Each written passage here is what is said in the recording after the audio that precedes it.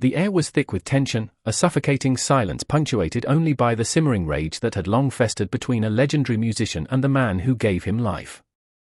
On April 1, 1984, the world would lose a voice that defined a generation, not to illness or accident, but to a single, devastating act of violence within the confines of his own home, at the hands of his own father. It was a tragedy that shocked the globe, a final, discordant note in the tumultuous symphony of Marvin Gaye's life. The story of his untimely death is a chilling reminder that even the brightest stars can be extinguished by the darkest family secrets. Remember to comment, like, share and subscribe so you don't miss future episodes of the Calendar of Crime. Marvin Gaye's life had been a whirlwind of musical genius and personal torment.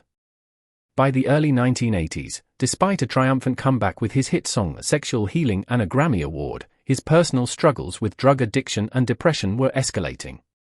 Seeking solace and stability, he had moved back into his parents' home in Los Angeles, a decision that would ultimately prove fatal. The relationship with his father, Marvin Gay Sr., a strict and often abusive Pentecostal minister, had always been fraught with conflict, a volatile dynamic that only worsened with Gay's return. The days leading up to April 1, 1984, were marked by increasing friction within the Gay household. Marvin Sr. was a deeply troubled man, battling alcoholism and a profound resentment towards his son's success and lifestyle. Arguments became more frequent and intense, often fueled by Marvin Sr's paranoia and his wife Alberta's attempts to mediate. Marvin Gaye, despite his fame, was emotionally vulnerable and often found himself caught in the crossfire of his parents' marital disputes, frequently siding with his mother. On the morning of April 1, the tension reached its breaking point. A minor disagreement between Marvin Sr. and his wife, Alberta, over a misplaced insurance letter quickly escalated. Marvin Gaye intervened, confronting his father about his treatment of his mother. The argument grew heated, with Gaye reportedly pushing his father to the floor. Alberta Gaye later recounted the terrifying scene, describing her son's frustration and her husband's simmering anger. Marvin Sr. retreated to his bedroom, only to return moments later with a .38 caliber pistol, a gift Marvin Gaye had given him for protection. Without warning, he fired a shot directly into his son's chest. The impact was immediate and devastating. Marvin Gaye collapsed to the floor, mortally wounded. The first shot proved fatal, piercing his heart and other vital organs.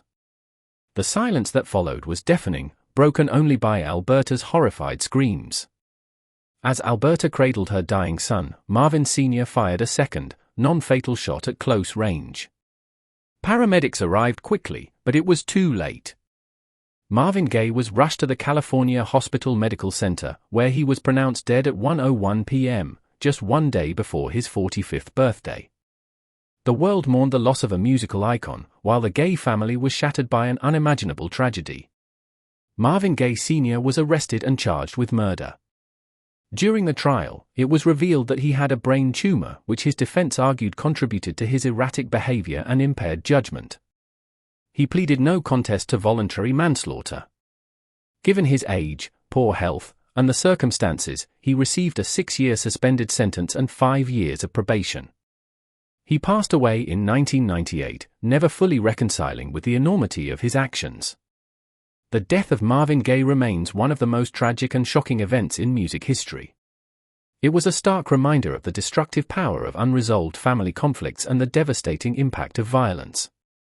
His legacy, however, continues to shine brightly, his music enduring as a testament to his extraordinary talent and his profound influence on soul, R&B, and popular culture. Thanks for watching. Please comment, share, like and subscribe for future episodes from the Calendar of Crime.